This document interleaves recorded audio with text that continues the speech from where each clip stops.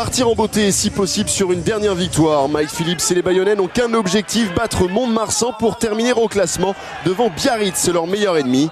3 partout après 10 minutes, Joey Rokosoko est le premier à affoler la défense de Mont-de-Marsan.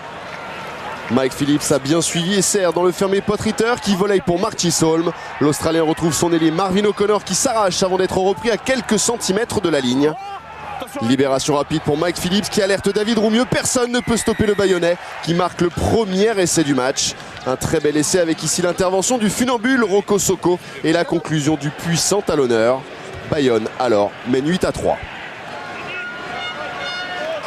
4 minutes plus tard, on retrouve encore les Bayonnais à l'initiative. Décidés à jouer tous les coups à fond, ils profitent des ballons perdus par Mont-de-Marsan pour contre-attaquer. Manu Aotailoa ici passe les bras pour transmettre à Scott Spedding qui n'a plus qu'à dérouler jusqu'à la ligne d'en but. L'arrière sud-africain marque le deuxième essai de Bayonne et s'offre un joli cadeau le jour de ses 27 ans. Un essai synonyme de break pour les Bayonnais qui prennent le large et mènent 15-3. En face, Mont-de-Marsan a beaucoup de mal, mais Durkee allume la première mèche d'une révolte que l'on sent monter. Rico lui prolonge l'action, la défense semble déborder, mais Gerber finalement réussit à stopper le troisième Montois. Arayette au soutien a senti le bon coup à jouer sur l'extérieur, un relais avec Martin Jäger et c'est finalement Julien Tastet qui aplatit derrière la ligne. 15-13 pour Bayonne à la mi-temps. André Boniface, champion de France il y a tout juste 50 ans avec Mont-de-Marsan, donne de la voix et encourage ses protégés. Vigno Tuquet notamment qui après 3 nouveaux points de Bayonne réussit lui 2 pénalités qui permettent à son équipe de prendre l'avantage d'un petit point seulement. Le début d'un chassé-croisé entre 2 équipes pleines d'ambition. Ici David Roumieux sème le danger dans les 22 mètres adverses. La défense mal placée laisse des espaces dans lesquels s'engouffre avec plaisir Aotailoa. Marc Baget qui vient lui d'entrer en jeu relève le ballon et résiste à 2 défenseurs avant d'aller marquer comme le confirmera quelques instants plus tard la vidéo. 25-19 au tableau d'affichage, Bayonne se redonne un peu d'air frais mais les Montois comme depuis le début de la saison vont tout donner, tout tenter pour faire déjouer les pronostics. Vexé sûrement de s'être vu refuser un essai après vidéo, Mont-de-Marsan laisse éclater sa colère et c'est le puissant Alex Rico, impeccable aujourd'hui, qui s'infiltre dans un trou de souris pour marquer.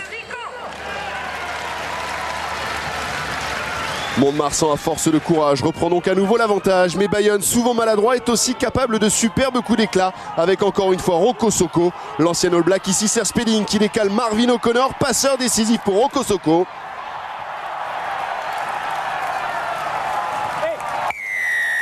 Un 4e essai que les Bayonnais vont transformer, auquel il faut ajouter ensuite 2 pénalités du buteur Potteter, ce qui permet alors à l'aviron bayonnais de reprendre 10 points d'avance.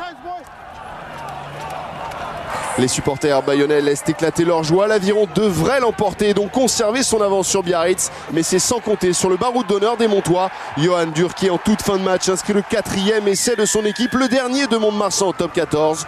Une bien maigre consolation. Le Stade Montois, 50 ans après son seul titre de champion de France, quitte l'élite sur une dernière défaite 36-33. Stéphane Prosper, l'entraîneur, peut malgré tout quitter le club la tête haute. Mont-de-Marsan a fait honneur au rugby. Beaucoup de soulagement en revanche dans le vestiaire de Bayonne qui pour la première fois depuis son retour dans l'élite en 2004 peut espérer terminer devant Biarritz, son ennemi juré.